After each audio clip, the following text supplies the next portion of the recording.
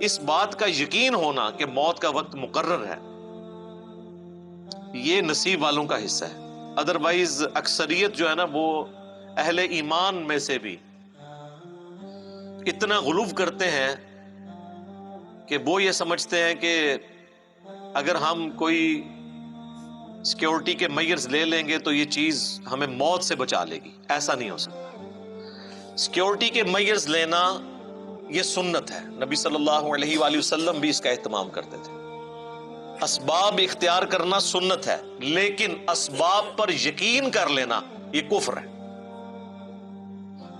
اسباب اختیار کرنا سنت ہے اور یقین مسبب الاسباب پہ رکھنا یہ ایمان کا حصہ ہے. چونکہ دنیا کو اللہ تعالیٰ نے اسباب کے ساتھ جوڑا ہے، بظاہر ایسی چیزیں ہمیں نظر آ رہی ہوتی ہیں. میرے ایک بڑے قریبی دوست تھے، مجھ سے بھی چھوٹی عمر میں وہ فوت ہو گئے. 2017 میں جب مجھ پہ مرڈر اٹیمپٹ ہوئی تھی تو میں ان کی شاپ پہ انہیں ملنے کے لیے گیا تو مجھے کہنے لگے کہ علی بھائی میں چاہ رہا ہوں آپ کے لیے نا 2-3 سیکیورٹی گارڈ رکھوا دوں. میں نے کہا کیوں؟ نہیں وہ دیکھیں نا یہ ایکٹیویٹی پرفارم ہوئی ہے. میں نے کہا اس وقت تو میں خیر کیجولی پھرتا تھا، تو اب ہم تھوڑی سی احتیاط کر لیا کریں گے اس حوالے سے. اور اس وقت بھی نہاتی حالت میں اللہ نے مجھے بچا لیا ہے تو الحمدللہ. تو اب بھی اگر موت مقدر ہوگی تو وہ میں ٹال نہیں سکتا. تو پھر میں نے انہیں ایک جملہ بولا. میں نے کہا میرے بھائی ہم باہر کی چیزوں کو تو کاؤنٹر فار کر سکتے ہیں، آپ سڑک پہ چلنے والی ٹریفک سے تو بچ سکتے ہیں اگر آپ ٹریفک سگنل کی پابندی کریں اور احتیاط کے ساتھ. پاکستان میں تو آپ کو دونوں طرف دیکھ کے سڑک پار کرنی پڑتی ہے، چاہے آپ 1 وے پہ ہوں یا 2 وے پہ.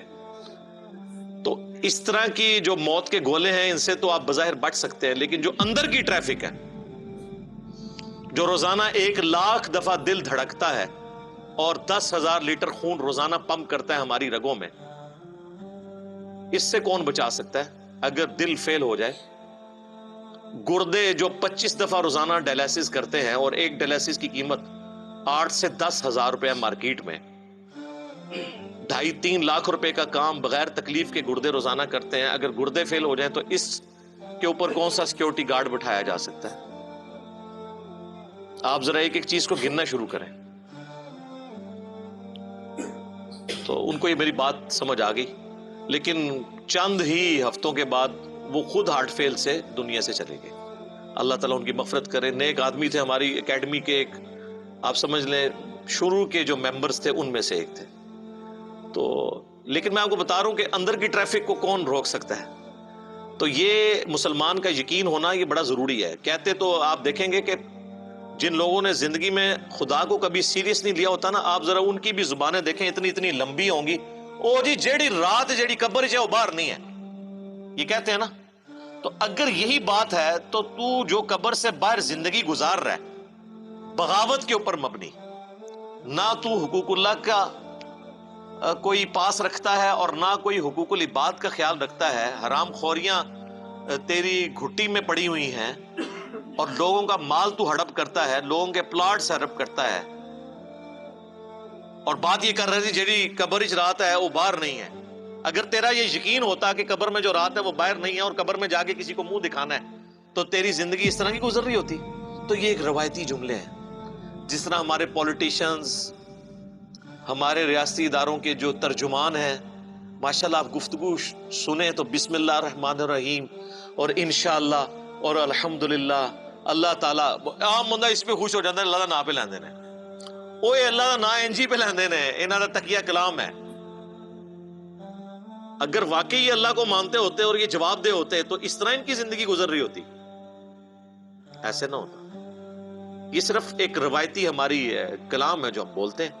تو اسی طریقے سے یہ بھی لوگ روایتاً بات کرتے ہیں کہ جی جو قبر میں رات ہے وہ باہر نہیں ہے، جو باہر ہے وہ اندر نہیں ہے. اگر اس پہ یقین ہونا تو اس کا منطقی انجام یہ ہونا چاہیے کہ قبر کی تیاری کی جائے.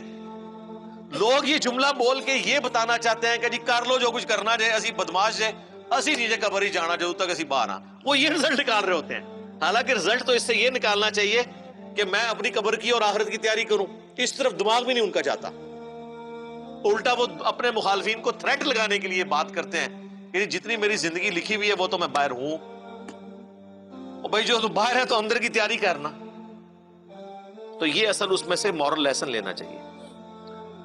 وَلَئِن قُتِلْتُمْ فِي سَبِيلِ اللَّهِ او مُتْتُمْ، اللہ تعالیٰ فرما رہا ہے اگر واقعی تم اللہ کی راہ میں مارے جاؤ یا اپنی طبعی موت مر جاؤ جہاد میں، راستے میں بیماری کے ذریعے، لَمَغْفِرَةٌ مِّنَ اللَّهِ وَرَحْمَةٌ خَيْرٌ مِّمَّا يَجْمَعُونَ، تو جو اللہ کی بخشش تمہیں ملنے والی ہے اور اس کی رحمت، وہ اس سے بہت بہتر ہے جو تم نے دنیا میں جوڑ کے رکھا ہوا ہے، چاہے وہ زندگی ایز این ایسٹ یا دنیا کے ایسٹس جو تم نے جوڑے ہوئے ہیں، اس سے بہتر اللہ کے پاس ہے.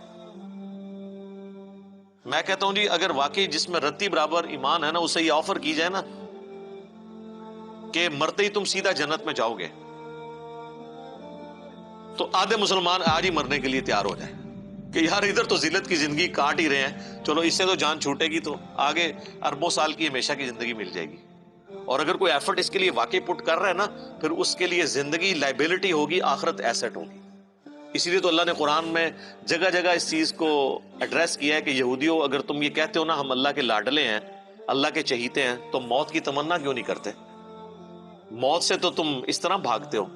یعنی یہ نہیں کہا جا رہا کہ تم کہو کہ اللہ مجھے مار دے، نہیں، تمنا اس اعتبار سے کہ جس طرح ایک شخص کو اپنے محبوب سے وصل کا انتظار رہتا ہے نا، تو تمہیں بھی اس چیز کا انتظار رہے کہ میں مر کے اپنے رب کا دیدار کروں گا. تو پھر مرنے سے تمہیں خوف نہ آئے. اور سب سے زیادہ خوف یہودیوں کو ہوتا تھا، اسی لیے قریش مکہ تو کافر ہوئے ہیں، یہودی کافر نہیں ہوئے، وہ منافق ہو گئے، اوپر سے کلمہ پڑھ لیا تاکہ دونوں طرف پارٹیاں بنا کے رکھیں، کیونکہ ان کو اپنی جان عزیز تھی. اسی لیے سورۃ البقرہ میں آئے کہ یہودی جو زندگی کی ہرس رکھتے ہیں نا، یہ مشرکین سے بھی زیادہ رکھتے ہیں. حالانکہ وہ بت پرست تھے، لیکن وہ انہوں نے آ کے دیکھیں بدر میں، احد میں، خندق میں ڈٹ کے سامنے آ کے مقابلہ کیا، اعلانیہ انہوں نے انکار کیا. لیکن یہودیوں نے اعلانیہ انکار نہیں کیا، اوپر سے کلمہ پڑھ لیا، اندر سے جڑیں کاٹی. یہ بزدلی کی علامت تھی، ورنہ تو سامنے آ کے کہتے ہاں جی ہم نہیں مانتے، آ کے لڑو ہمارے ساتھ. تو دنیا کی محبت کی وجہ سے وہ بزدلی کا شکار تھے یہودی. تو اللہ تعالیٰ فرماتا ہے اگر آخرت تمہیں اتنی محبوب ہے تو تمنا کرو نا. تو یہی حال مسلمانوں کا بھی ہے.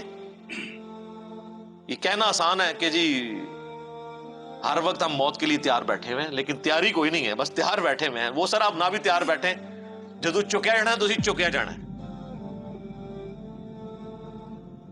تہاڈی تیاری نال کچھ نہیں، تسی تیار نہ بیٹھو، تیاری کرو. تو اللہ تعالیٰ مارا ہے کہ جو اللہ کی راہ میں جہاد کے دوران طبعی موت مر جائے نا، اس کے لیے بھی مغفرت اور اجر عظیم ہے، کیونکہ وہ اللہ کی راہ میں وقف ہوا ہے نا. اور اگر شہید ہو جائے گا پھر تو نور لا نور ہے. اچھا وہ کیوں ہے اجر؟ اس نے اللہ کے لیے نیت تو کی ہے نا. حتیٰ کہ صحیح مسلم میں حدیث ہے کہ جو شخص شہادت کی تمنا کے ساتھ اپنے بستر پہ بھی مرے نا، اللہ اسے بھی شہید لکھتا ہے. اور صحیح مسلم میں حدیث ہے جس کے دل میں شہادت کی تمنا نہیں، وہ منافقت کی ایک شاخ پہ مرا ہے. کلی منافق نہیں ہے، لیکن منافقت کی اس کے اندر علامات پائی جاتی ہیں. کیوں؟ مسلمان کو تو ہر وقت شہادت کی تمنا رکھنی چاہیے، چاہے وہ شہید ہو یا نہ ہو. تو اگر وہ شہادت کی تمنا رکھتا ہے، اور شہادت یہ والی نہیں کہ مسلمان کا گلا کاٹے، پنجابی سندھی کا اور سندھی پنجابی کا، بلوچی پنجابی کا اور پنجابی بلوچی کا، یہ والی نہیں ہے شہادت، جو واقعی میدان جنگ والی شہادت ہو. تو اگر اس کی تمنا ہے تو اس کو تو بستر مرگ پہ بھی شہید ہوئے بغیر بھی شہادت کی فضیلت مل جائے گی. اور بخاری اور مسلم دونوں میں حدیث ہے، اللہ کے محبوب صلی اللہ علیہ وآلہ وسلم نے فرمایا کہ میری خواہش ہے کہ میں اللہ کی راہ میں قتل کیا جاؤں، پھر زندہ کیا جاؤں، پھر قتل کیا جاؤں، پھر زندہ کیا جاؤں، پھر قتل کیا جاؤں، پھر زندہ کیا جاؤں، پھر قتل کیا جاؤں.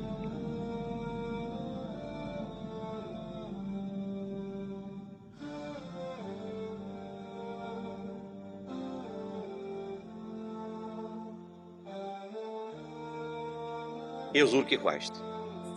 تو اللہ نے آنری طور پہ آپ کی خواہش پوری کی ہے. آپ کی موت زہر سے ہوئی، تو جس کو شہادت کی تمنا ہوگی اس کو بستر مرگ پہ بھی اللہ تعالیٰ ثواب دے دے گا انشاءاللہ تعالی.